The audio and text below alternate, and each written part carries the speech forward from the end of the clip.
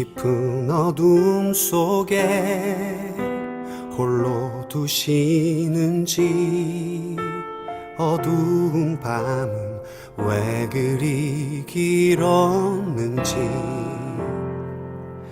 나를 고독하게, 나를 낮아지게, 세상 어디도 기댈 곳이 없게 하셨네.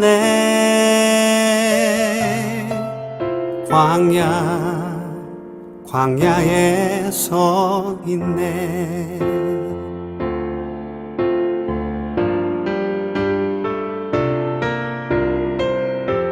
주님만 내 도움이 되시고, 주님만 내 빛이 되시는, 주님만 내 친구 되시는 광야. 주님 손 놓고는 단 하루도 살 수 없는 곳, 광야에 서 있네.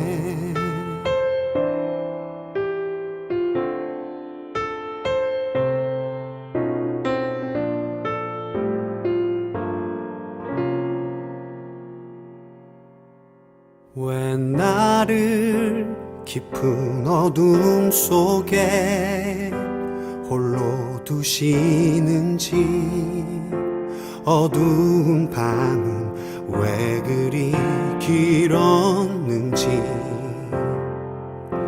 나를 고독하게, 나를 낮아지게, 세상 어디도 기댈 곳이 없게 하셨네.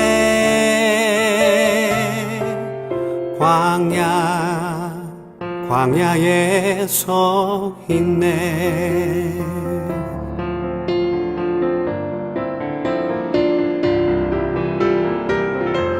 주님만 내 도움이 되시고, 주님만 내 빛이 되시는, 주님만 내 친구 되시는 광야.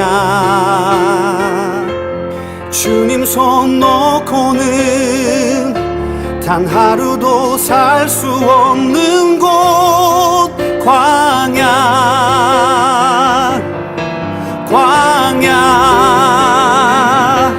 주께서 나를 사용하시려, 나를 더 정결케 하시려, 나를 택하여 보내신 그곳 광야.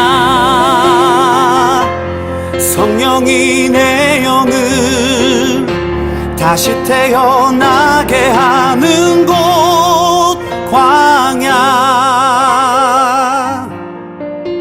광야에 서 있네.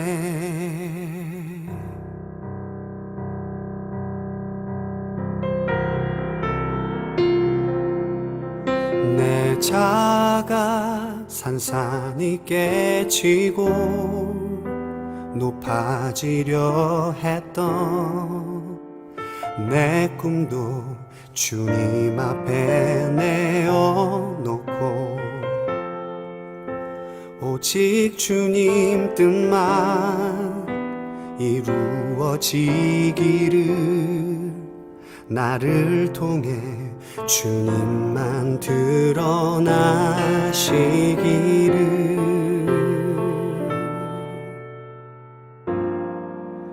광야를 지나며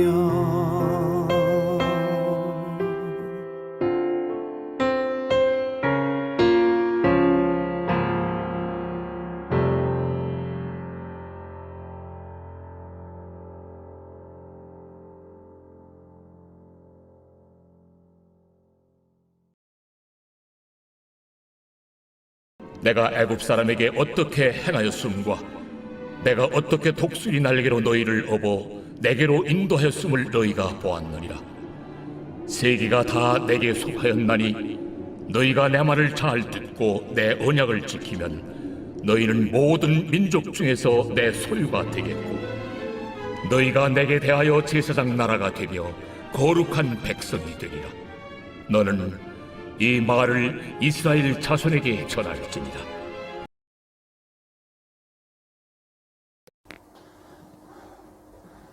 사랑하는 성도 여러분, 함께 주일 예배를 드리게 되어서 참 감사합니다. 저와 제 아내는 지난 한 주간 동안 치앙라이에서 한 주간 보냈습니다. 여러분들이 보내주신 구호물품, 또 산족교회 목사님들에게 전달하고, 또 나름대로는 애써 준비한 설교를 강의해 주었습니다. 참으로 감사하고 은혜로운 한 주간이었음을 여러분에게 보고드립니다. 오늘은 왜 광야냐고 원망하지 마십시오, 이런 제목으로 말씀을 전하겠습니다. 출애굽기에서 말씀하겠습니다. 요새는 한국에서 젊은 남자들이요, 화장도 하고 또 성형수술도 하고 그런다고 합니다. 깜짝 놀랐어요. 왜 그러냐 그랬더니 남에게 좋은 인상을 주어야 또 인생길이 잘 풀리기 때문이라 그럽니다. 뭐 그렇게 하는 게 일반화가 되어서 별로 흉도 아니다 그러더라고요.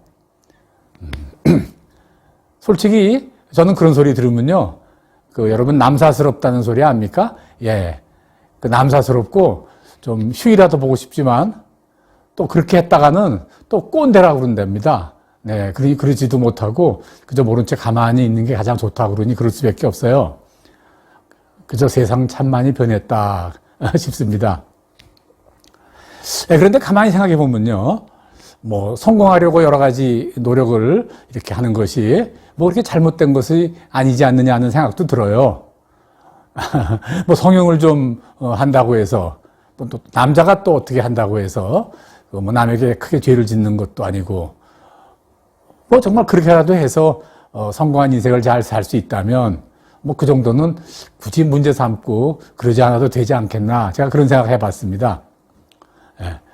물론 우리가 성도로 살면서 성도로서의 삶의 성공이 세상에서 말하는 그런 성공과는 다르다, 또 뭐 이렇게 말할 수도 있겠죠. 그리고 또 세상에서의 성공은 뭐 그렇게 가치 있다고 해서는 안 된다, 또 이렇게 말하고 싶지만 또 사실은 또 그렇지 않습니다. 맞지 않아요? 세상에서는 하나님이 우리에게 누리고 살라고 주신 것들 잘 누리고 살다가 이 세상 떠날 때 하늘나라 가는 것들보다 더 좋은 것이 없어요. 네, 이것이 온전한 성공 아니겠습니까? 그런데 정작 문제는요, 인생은 노력만 하면 노력한 만큼 성공이 당연히 보장되어 있는 것이 아니라 그런 것이 문제가 있습니다. 네. 왜 그럴까요? 느닷없이 인생길을 막아서는 해결이 불가능한 장애물 때문에 그렇습니다. 네. 해결이 불가능한 장애물이 내 인생을 슬그머니 다가온다 그 말이에요. 네. 그 장애물을 넘어야 성공할 수 있어요. 그렇지 않으면 성공하지 못합니다. 그래서요, 성공한 사람이냐 실패한 사람이냐라고 이렇게 구분하는 것은 인생길에 슬그머니 닥친 해결 불가능한 그 장애물을 어떻게든 정리할 수 있느냐 정리할 수 없느냐에 따라서 이렇게 구별할 수 있다, 그렇게 말할 수 있습니다. 그러므로 우리가 성공하고 싶다면 반드시 불가능한 일을 가능하게 하는 기적이 필요한 거죠. 네. 기적이란 뭐 해결이 불가능한 일을 가능하게 만드는 것, 그거 아니겠습니까? 또 그리고 하나님은요, 우리 성경 말씀을 통해서 수많은 기적의 이야기를 우리들에게 보여주셨어요. 네. 아주 중대한 말씀이 있어요. 기적은 분명히 있습니다. 네. 그런데 우리 대부분 성도라는 이름으로 살고 있는 우리들도요, 정말 기적이라는 것이 있는 것인지에 대해서는 확신을 못하는 분들이 참 적지 않습니다. 많아요. 네. 그 왜 그럴까요? 크리스찬이라는 이름으로 살면서도 기적을 확신하지 못한단 말이에요. 그것은요, 보지 못했기 때문에 그래요. 네. 보지 못했기 때문에 알 수 없는 것이죠. 네. 혹시 말이에요, 누가 저한테, 그럼 목사님, 묵상이라는 것은 분명히 기적이라는 게 있다고 확인할 수 있습니까? 라고 물어본다면요. 저는 분명히 확실하게 대답할 수 있습니다. 네, 있습니다. 왜요? 뭐 제가 보았기 때문에 그렇죠. 인생을 이제까지 살아오는 동안 이건 도저히 안 되는 일이다. 네, 이건 해결할 수 없어. 뭐 이런 일들이 없었겠어요? 참 많았었죠. 네. 그때마다 기적이라는 이름으로 나타나셔서 나를 도와준 일들이 있었어요. 네. 그래서 이 기적이 세상에 있는 줄 아는 겁니다. 네. 그리고요, 너무나 감사한 것은 그 기적을 하나님이 내게 주신 것이로구나 하는 것도 알게 된 것이죠. 네. 뭐 단순합니다. 기적이 없다고 말하는 사람은요, 기적을 만나보지 못해서 그렇습니다. 네. 생각해 보세요. 뭐 무신론자들은 뭐 그렇다고 쳐도요. 놀랍게도 뭐 신학교에서 신학생을 가르치는 교수님들 뭐 중에서도 뭐 그런 분들이 간혹 있어요. 그래서 그분들은요, 성경에서 이렇게 기적이 많이 나오잖아요. 예, 그런 부분은 다 빼고서 우리가 성경을 새로 써야 된다라고까지 주장해요. 우리들이 소위 뭐 자유주의 신학자들이다 하는 학자들이 바로 그런 사람들입니다. 저는요, 교회에 가만히 들어온 이단이 있다라고 성경에 기록되어 있는데, 저는 그런 사람들이 교회에 가만히 들어온 이단이다. 전 그렇게 분명히 생각합니다. 그들이 그렇게 말할 수 있는 것은요, 네, 하나님을 지식으로만 알았지요. 또 머리로만 알았죠. 또 눈으로 보고 또 내 삶에 겪어보지 못한 그런 신앙을 가져서 그럽니다. 그건 신앙이 아니라 그것은 사실은 지식이죠. 네, 우리가 체험신앙이다라고 말하는 것은요, 불가능한 일이 가능해지는 것을 내 눈으로 직접 보고 내 삶에서 직접 겪는 것이죠. 네. 이 부분에 대해서 이 세상에 오셔서 우리를 가르치신 주님께서는요, 이렇게 말씀하셨어요. 주님이 부활을 의심한 도마가라는 제자가 있었죠. 다시 살아나신 우리 주님께서는 그 도마에게 보지 않고 믿는 것이 더 귀하다, 그렇게 말씀하신 거 여러분들 아실 것입니다. 그러니까 혹시 그 말을 잘못 오해해서 그저 보고 나서야 믿는 것은 귀하지 않으니까 처음서부터 보지 않고 믿는 믿음을 가져야 된다, 뭐 이렇게 해석할 수도 있는데 아니죠. 비슷한 것 같아도 좀 달라요. 그 말씀은요, 처음의 믿음을 시작할 때는 보는 것으로 시작해도 괜찮다. 또 보는 것으로 믿을 수가 있다. 그러나 세월이 지나서 장차 시간이 흐르면 그리고 바로 보지도 않고 믿을 수 있는 그 믿음을 가져야 한다. 뭐 이런 말씀이세요. 네. 시작은 보는 걸로 해라, 그 말이죠. 네. 그래서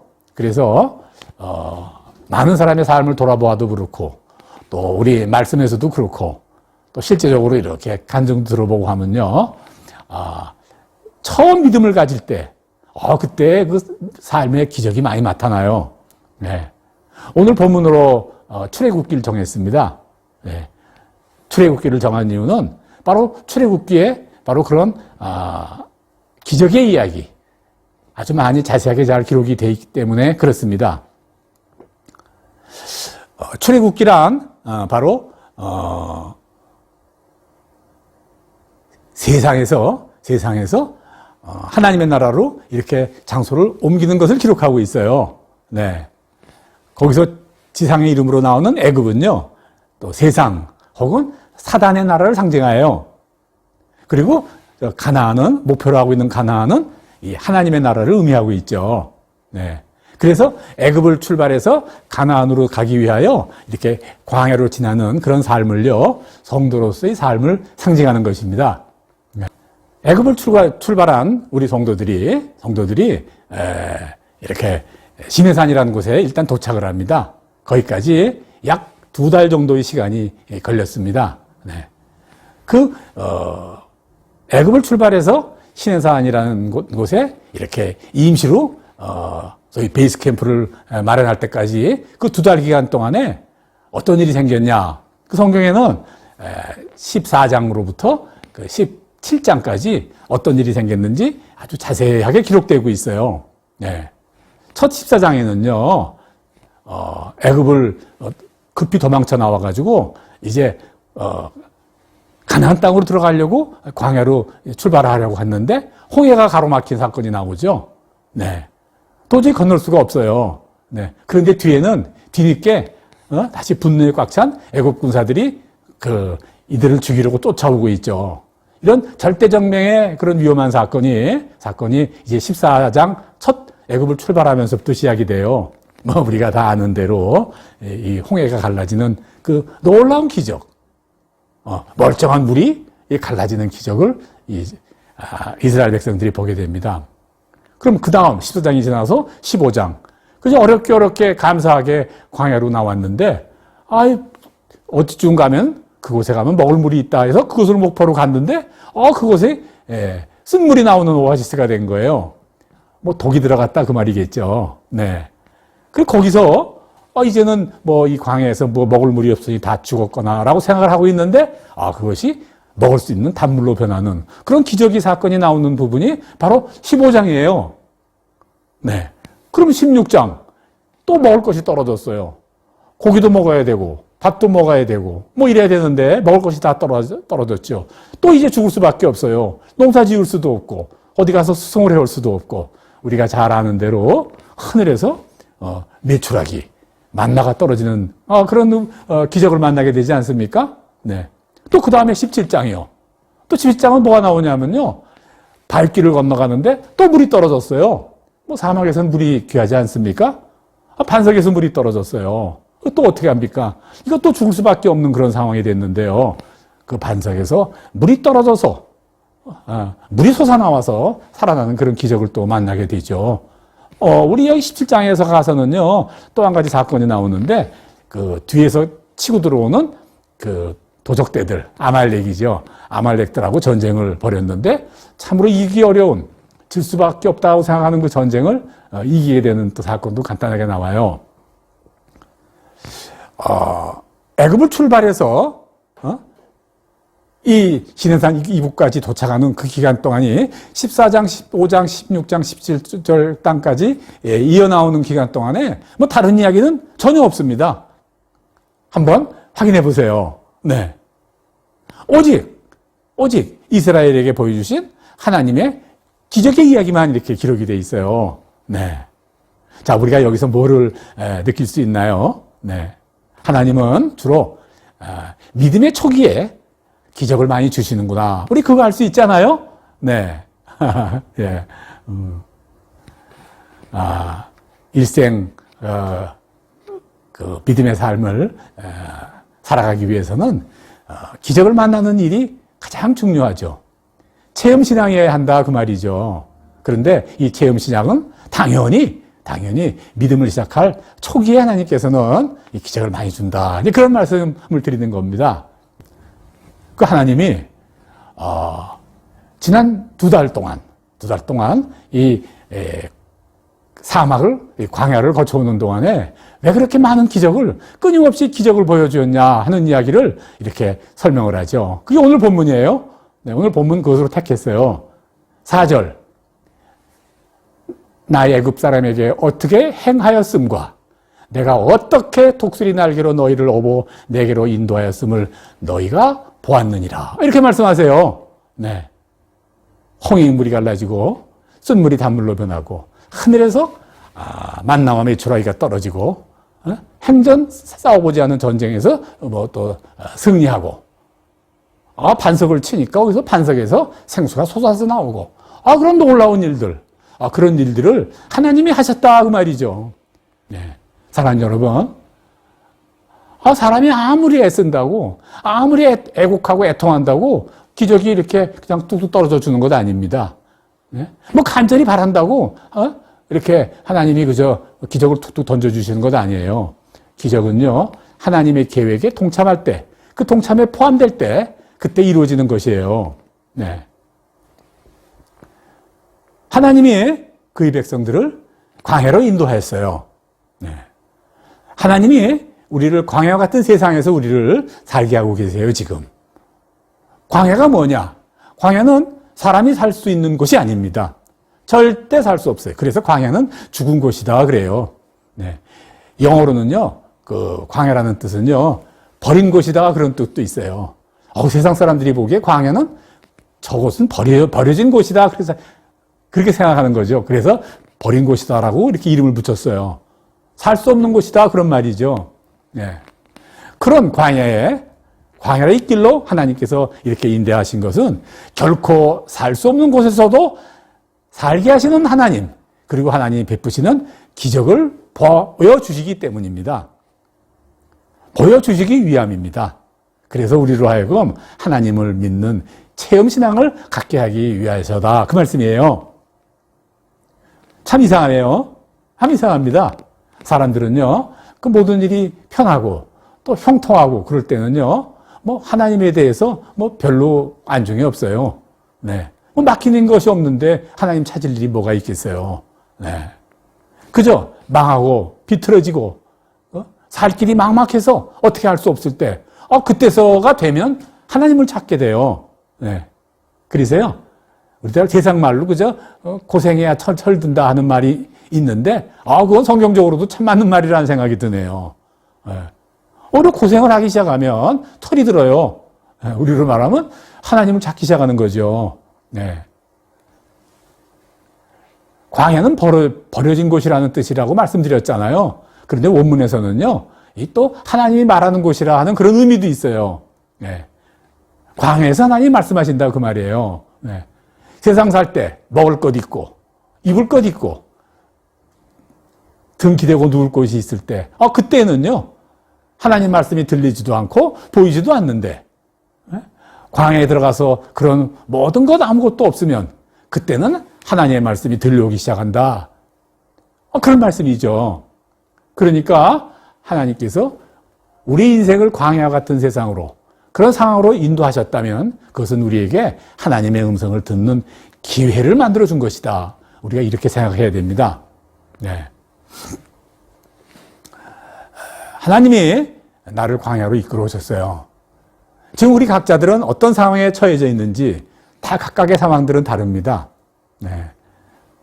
그러나 분명한 것은 광야와 같은 이 세상, 이 광야로 이끌어 들이신 것은 하나님이 일부러 그렇게 하신 것이라는 사실을 우리가 분명히 인정해야 돼요.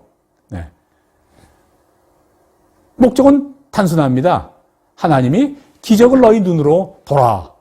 그렇게 보여주시기 위함이에요. 네. 그러므로 나의 삶이 광야 같은 곳에 처했을 때 절대 왜 내게 광야입니까? 그렇게 말해서는 안 되죠. 오늘 설교의 제목으로 정했어요. 그래서 왜 내게 광야입니까? 왜 광야냐고 원망하지 마십시오. 오늘 제목입니다.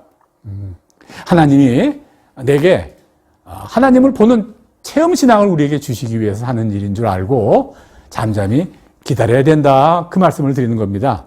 네. 그러면 우리 인생이 광야길에 처했을 때 그럼 우리는 어떻게 해야 됩니까? 어떻게 해야 됩니까? 네, 5절 말씀을 제가 읽겠습니다.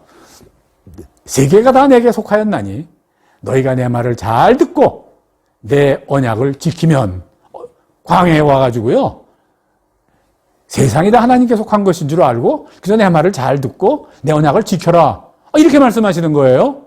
아니, 언약을 지키라니. 예? 힘이 있고 기회가 있고 뭐가 좀 있어야 하나님 지킬 거 아니겠습니까? 충성도 하고 봉사도 하고 헌금도 하고 그러지 않겠습니까? 네. 근데 이건 그 말이 아닙니다. 하나님, 세상을 운영하시는 하나님, 그분이 약속하신 그 언약을 잘 지켜라. 이 지키라는 말은요, 하나님이 무슨 말씀을 하시는 거냐 하면 내가 너에게 복을 줄 테니까 너 꼭 복 받아라. 그 말입니다.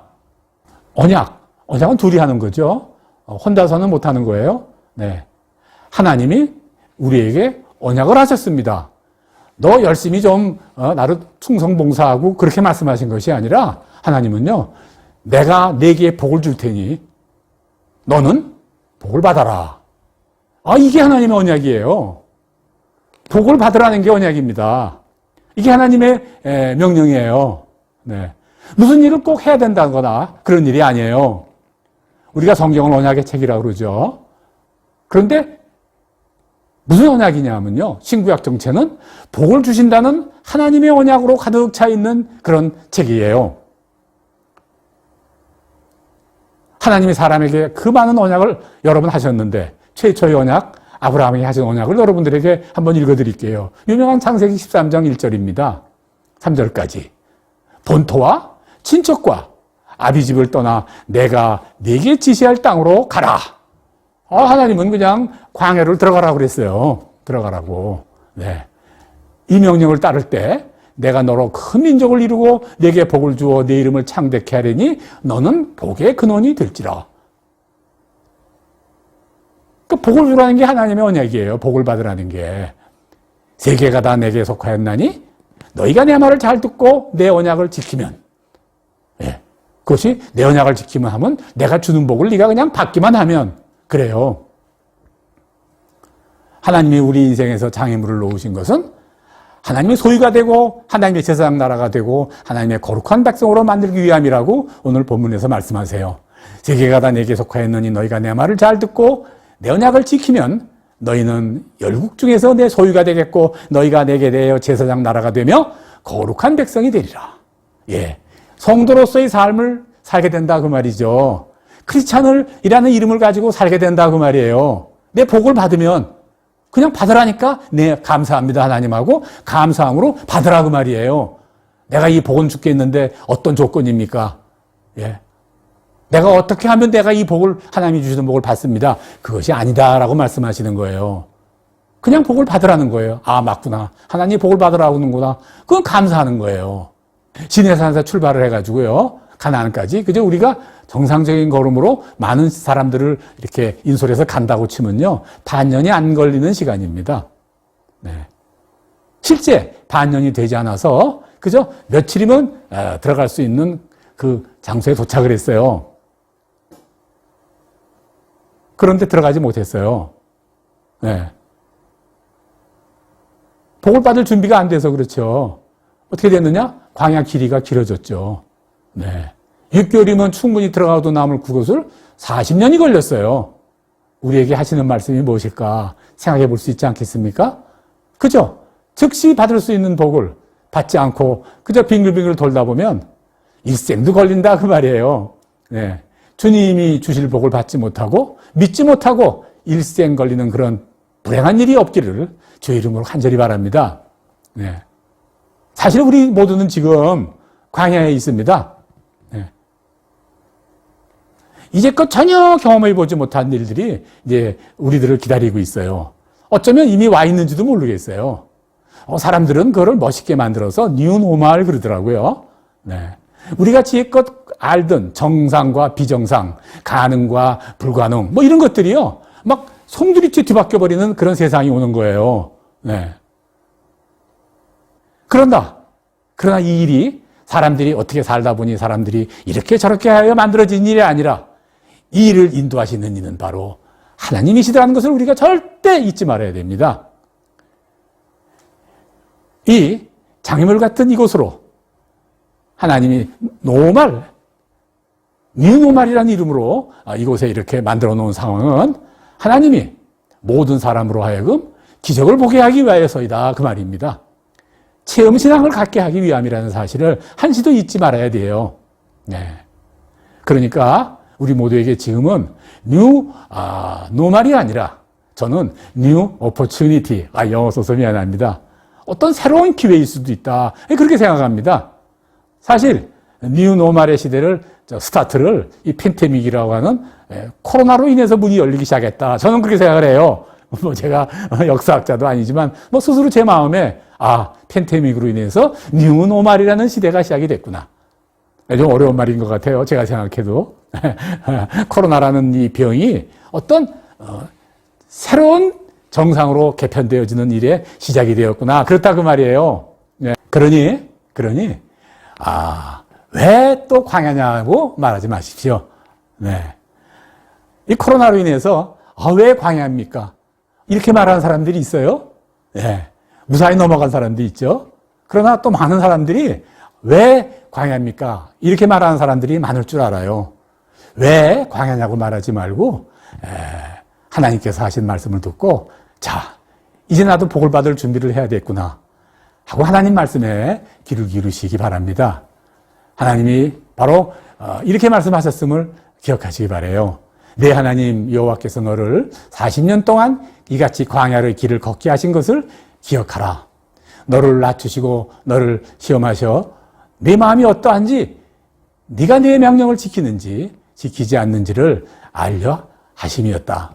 너를 낮추시고 너를 줄이게 하시며 또 너도 알지 못하고 내 조상들도 알지 못하는 만나 먹이신 것은 사람이 떡으로만 사는 것이 아니요 여호와의 하나님 입에서 나오는 말씀으로 사는 줄을 네가 알게 하기 위함이었다. 네, 네가 하나님을 알게 하기 위함이었다.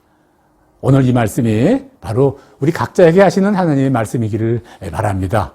다시 한번 말씀드리지만 광야에 있지만 왜 광야냐고 원망하지 말고 기회를 주셨구나라는 마음을 갖기를 바랍니다. 네, 그래서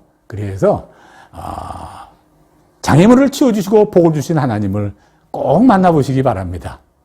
그리하여 장차의 삶이 반드시 불가능이 항상 가능하게 되고 죽은 것들이 다시 살아나게 되는 그런 기적을 항상 만나면서 살아가는 여러분의 삶이 되시기를 우리 주의 이름으로 간절히 축원합니다. 아멘.